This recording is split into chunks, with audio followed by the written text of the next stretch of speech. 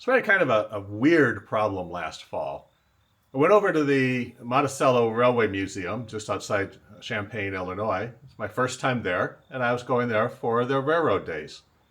I planned to film 3 locomotives. They have 3 steam locomotives that I wanted to film.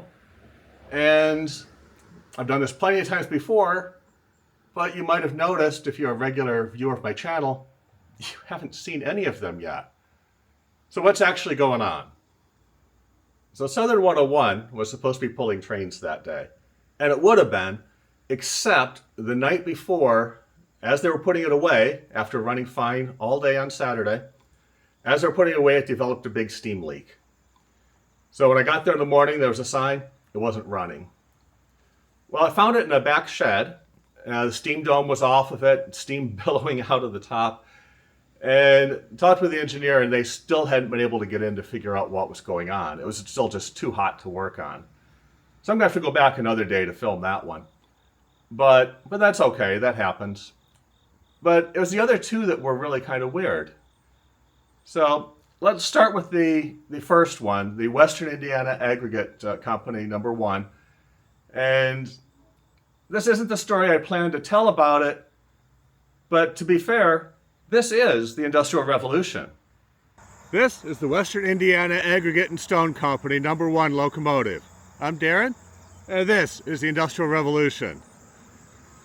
So nicknamed Dumpy, this 040T switcher locomotive is an American Locomotive Company locomotive originally built in 1929.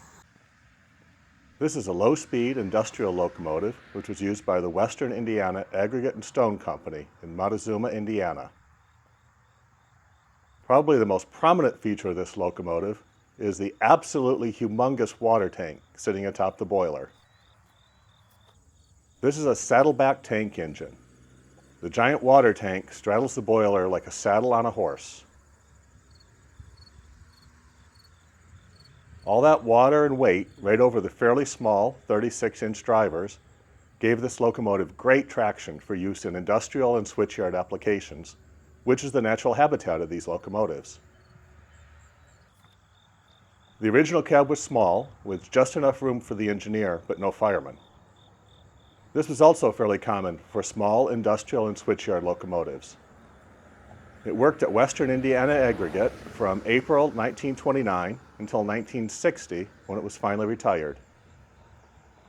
In 1966, it was purchased by the museum, eventually being restored and test-fired in May 1968.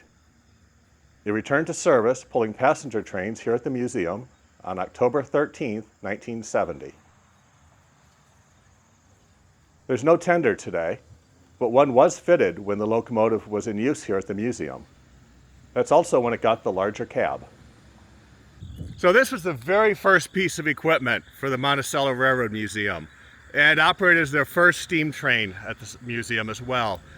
The museum has since grown extensively.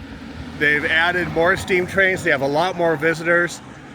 So unfortunately in 1988, what happened is it was in need of serious repair. It needed massive boiler work. It needed other work done to it.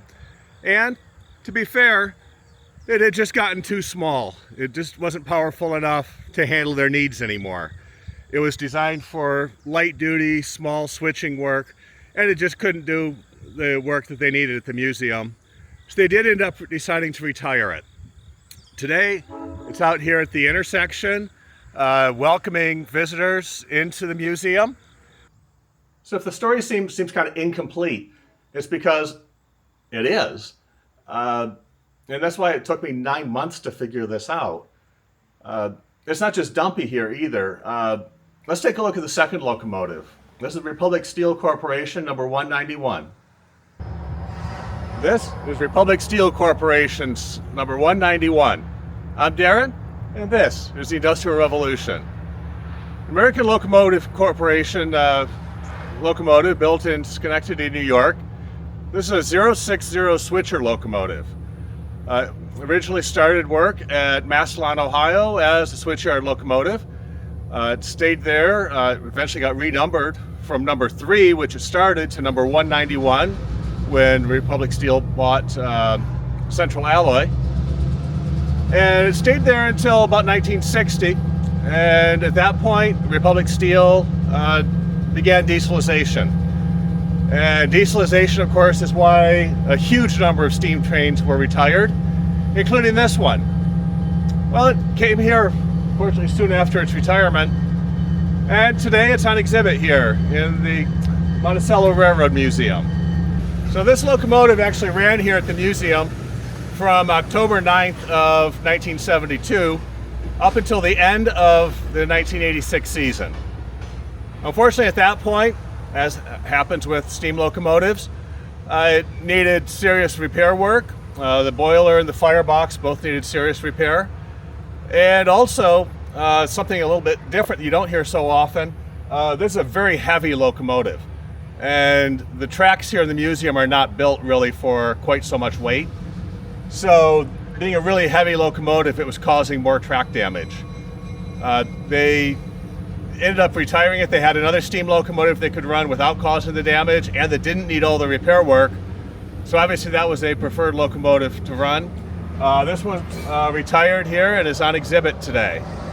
So this video is made possible thanks to the generosity of people helping out here on YouTube with super thanks, or through memberships at patreon.com/industrialrevolution, or by clicking the join button here. If you're able to help out, I appreciate it. If not, fully understand. In any case, let's get back to the video. See what I mean? It's just another incomplete story. I've spent 9 months working on this, trying to find information. I've gone through the museum website, I've searched online, I've checked all the railroad references I know, and it just seems like there's nothing out there. How is that even possible? Other locomotives, like Rocket here, have really well-documented histories. Photography was really pretty iffy at the time, but there are plenty of drawings and lots of stories about its past, especially about its exploits at the Rainhill trial. When Henry Ford rescued Torch Lake here, he dug into its history and found some great stories, including one of my favorites, and the only time I absolutely had to use a fade to black in one of my videos. Some locomotives achieved their fame through their actions. They're the biggest, the first, the fastest. Other locomotives achieved their fame by going into movies or pulling presidential trains, or maybe they're just in the right place at the right time. But these locomotives, they latch onto our hearts. They get saved because we care about them. We care about that locomotive as an individual. But what about all the other locomotives out there? What about the locomotives that work the lumber yards, that work the mines, that are out in the switch yards, pulling the everyday passenger trains? What about those locomotives? So think about it. Every single day, all of us are carrying around one of these. An amazing high-def video camera that's always with us. And yet, how many photos are there of Amazon warehouse forklift number 37? What about Greyhound bus 683? Probably none, honestly. We just don't think about them.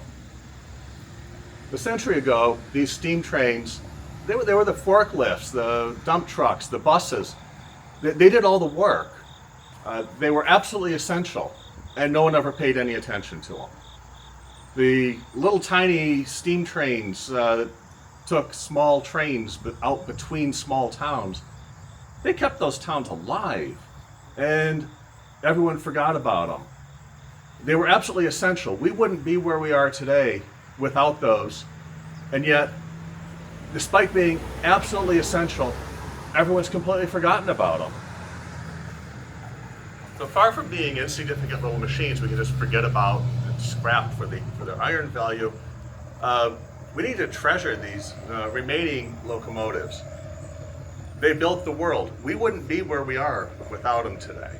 They may not be famous, they may not be in movies, they may not have pulled presidential trains, but despite that, despite the fact they're not inspiring as many dreams maybe as the giant streamliners or the big boy or whatever, these little locomotives, these are the Industrial Revolution. Hey, thanks for watching. Hope you enjoyed it. If you could help out the channel, I like, share, subscribe, and comment. I love reading the comments. Usually respond to those pretty quickly. I have a playlist here if you want to see more railroad videos. Also, YouTube thinks that video up there is one that you'll really like watching next. Again, thanks for watching, and I'll see you next time.